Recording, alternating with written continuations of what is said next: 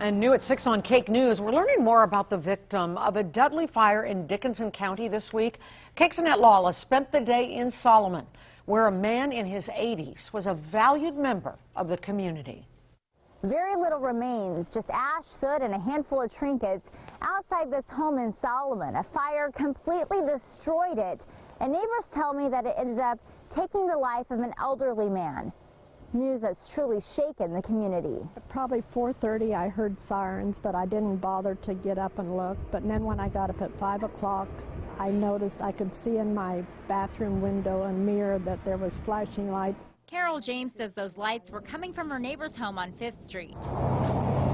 Firefighters were called there around 4 o'clock Tuesday morning. It was fully engulfed in flames.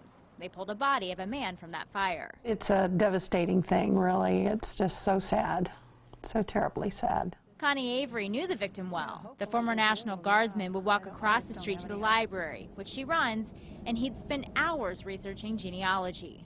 Oh, I thought that was wonderful, really. That was one of his things that he really enjoyed.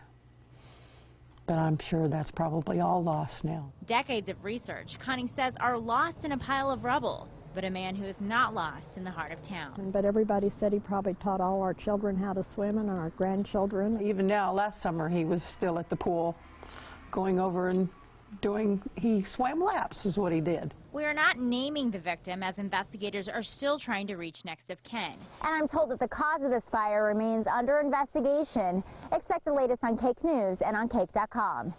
In Solomon, Annette Lawless, Cake News.